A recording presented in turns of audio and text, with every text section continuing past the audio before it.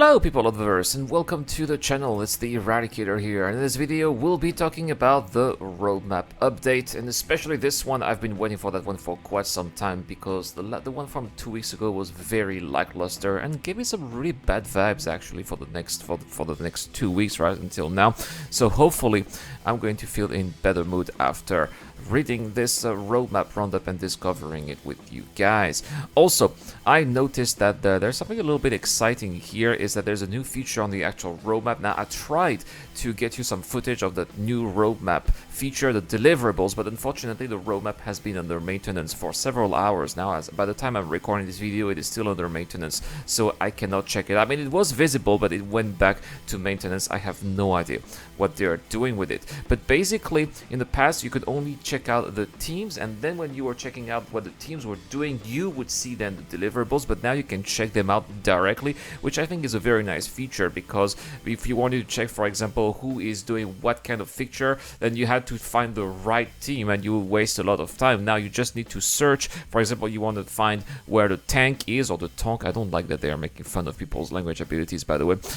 So you just type it and you'll be able to find it on the roadmap. I feel that it is a very nice touch. Now, there have been, unfortunately, some delays, right?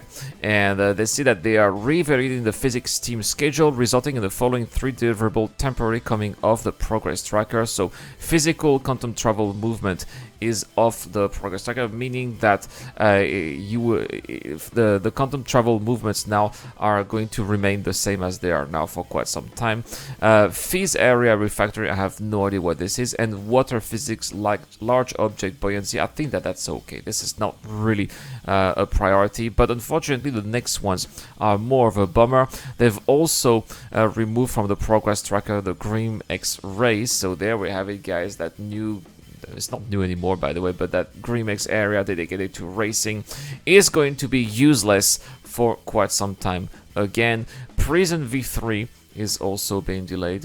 I don't know, just don't go to prison if you don't like prison, I guess. As well as dynamic population, which is much of an ouch as well, right? Because it means that we're not going to get NPCs flying around. The NPCs are still going to be as dumb, as static, and as useless as they are right now.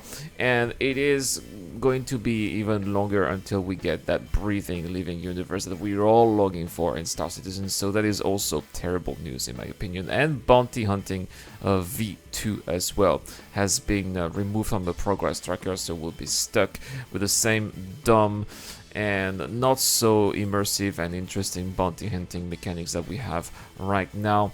So yeah, the future, the immediate future for Star Citizen is a little bit less exciting. At the same time, they have also delayed and removed temporarily from the progress tracker the Mission Manager app. So yeah, more content, more actual gameplay content that is being removed. Org perk benefits, as well as the notification system tier 0. So yeah, but it's a bummer. It's a bummer. But at the same time, they are also adding 3 new deliverables which have been added to the progress tracker. So selling. Now this one is a good one, because this adds this feature here deals with the ability to sell items back to the shops. Players will have the ability to sell items from their local inventory to the shop using the building block tech. This will allow support. This will also support a generalized loot system that will fill lockers and enemies' backpacks with a random assortment of items that can be looted and then taken back to shops to sell for money. That is great.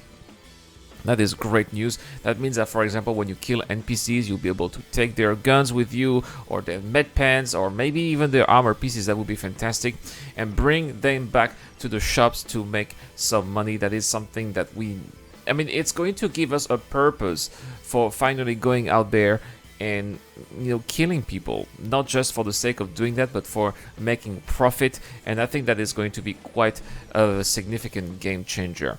Now the next ones here, these two, I checked them out before the roadmap went down again. These are coming for the end of this year, so normally Q4 of 2020. Persistent hangars and persistent hubs, so work that grants players the ability to have their own persistent hangars. This will also bring changes to the cargo gameplay by allowing players to pack their grids manually.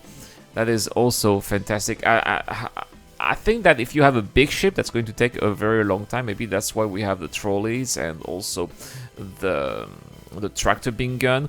But I would rather have some AI do that for me personally. But the persistent hubs as well will basically grant players the ability to have their own persistent hubs, which is basically going to be your own little home in the verse where you'll be keeping your items or some souvenirs, or maybe you'll be stacking guns and weapons for future missions.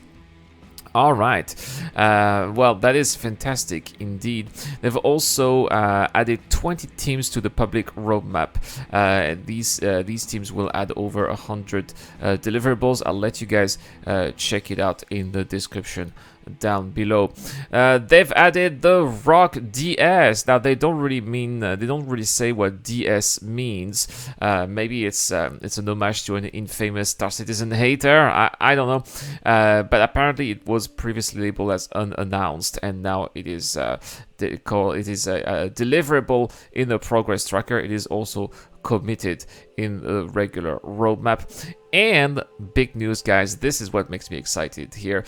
Persistent streaming and server meshing are also now officially in the progress tracker. This is they say that as this deliverable continues to make progress, we're able to more accurately define tasks required in the short term that are needed for this completion. Therefore, the new deliverable has been added to both the network team and persistent tech, and this is also scheduled to be coming online by the end of this year, according to the roadmap. Also, regarding 3.13, there has been some progress here.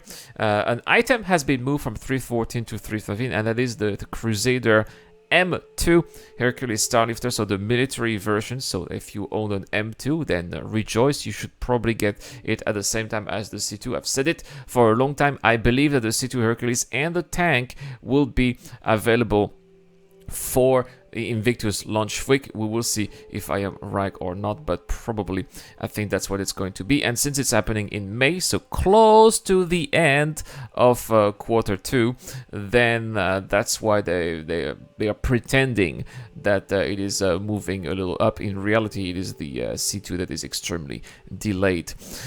Alright guys, so there we have it, the roadmap update. So quite a lot of new deliverables. As soon as the roadmap is up again, you guys should check it out, because it looks much clearer, and it's good to see also some new updates regarding server meshing, which we desperately need to have a better experience in Star Citizen.